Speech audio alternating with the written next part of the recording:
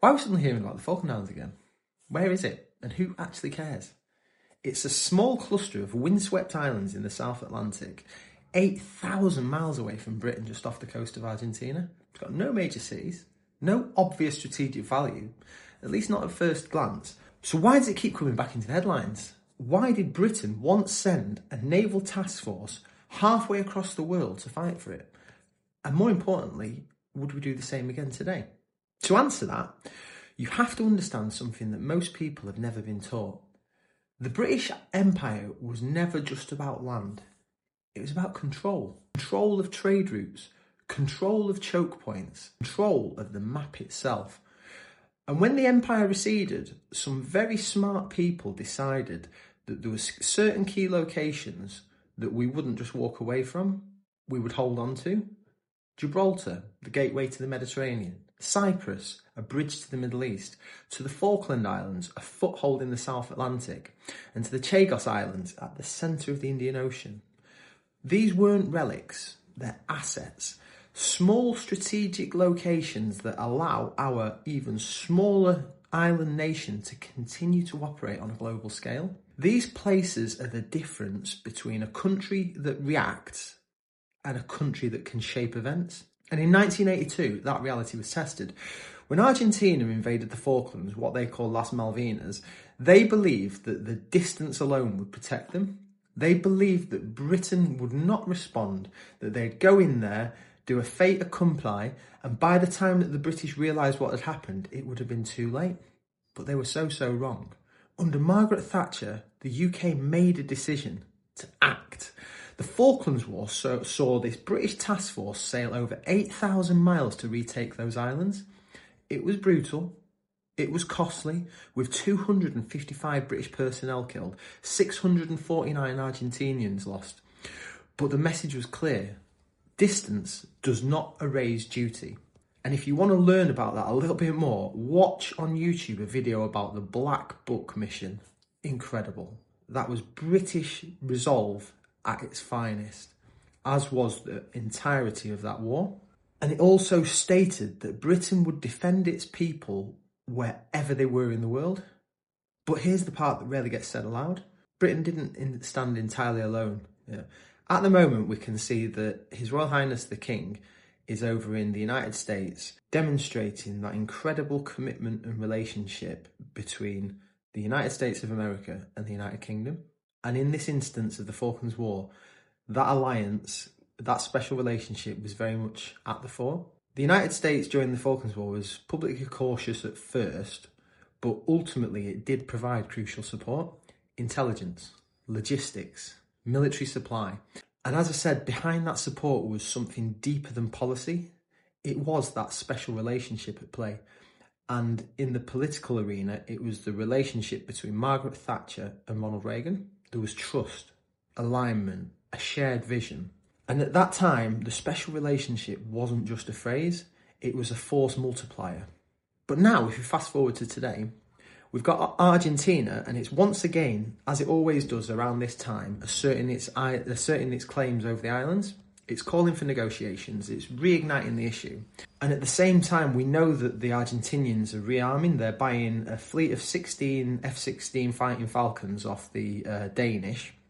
The regional support for its position and its claims over the islands is growing. And quiet signals suggest that the US position might not be as fixed as many assume. This is highly likely as a bit of a retribution for Keir Starmer's position on the Iran war. However, it still is going to do some saber rattling in Argentina and Buenos Aires, so we have to watch that one carefully.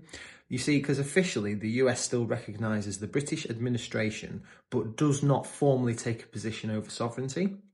And even a subtle shift in that stance really does matter, because Britain today is not Britain of 1982. Yes, the armed forces remain highly capable. To a man, they have got the same qualities as those that fought in 1982. We've got the 4 Typhoons down in the Falklands. We've got air defences, and we've got a significant garrison down there, bigger than the one that was present, which was a small detachment of Royal Marines in 1982. So we would still be able to put up a defence, but actually it would be a difference of what would happen once that war started, whether or not we would actually be able to go down there to support it.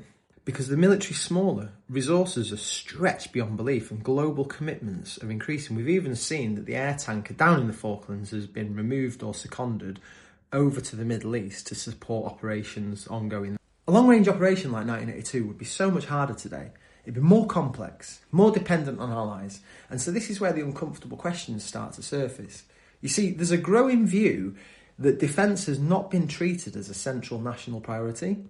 Concerns have been raised about the pressure on military funding from the Treasury, the absence of a clearly defined defence investment plan, the ongoing legal and political scrutiny of past operations, and then also these thorn-in-the-side discussions about the future of these strategically vital locations, whether it's the Falklands, whether it's Cyprus, whether it's the Chagos Islands. Because to some, these are just necessary adjustments, whereas to others, they point to something much more serious, which is a gradual erosion of Britain's ability to act.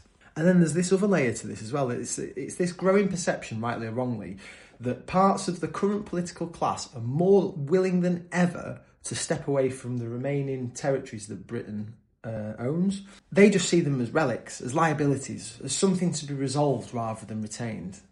And as we've seen with the Chagos Islands, this has actually translated into real discussions about handing it back at our expense to another nation which isn't even the Chagosians, you know. And these arguments are always framed around international law, diplomacy and human rights. But whilst these are serious conditions, there is a harder question that rarely gets asked. Say, for example, we up and leave from the Falklands and from the Chagos, etc., etc. What happens after we leave? Because history suggests that if you've got this strategically vital piece of ground, it's not going to stay empty for long. If we step away, then someone else is going to step in. And whether or not that's a rising power like China, resurgent actor like Russia, or the US has then got to step in to fill the gap that we've stepped away from, the outcome is still the same. Control shifts, influence moves, and stability can become less certain for the inhabitants that you're trying to protect, you know, than if we just stayed there. Because once strategic ground is given up, it's highly unlikely that we'll regain it, but someone else will. But ultimately, this is not just about the Falklands. This is about what type of country Britain wants to be. Is it a nation that holds ground, maintains its strategic reach, invests in its defence and strengthens its alliances, or a nation that steps back, reduces commitments, accepts a much more limited role in the world? Because both are choices. However, they do not lead to the same future. And there's one final truth that cuts through all of this. The people of the Falkland Islands have already made their choice. In 2013, they voted overwhelmingly to remain British. So this isn't just about geopolitics or sabre rattling. This is about people, their identity and our responsibility. Because empires fade, and that's just inevitable, that's history. But geography does not change. And so the real question isn't whether Britain once ruled the world and ruled the waves. It's whether it still understands the value of the ground and the inhabitants of that ground that it chooses to keep.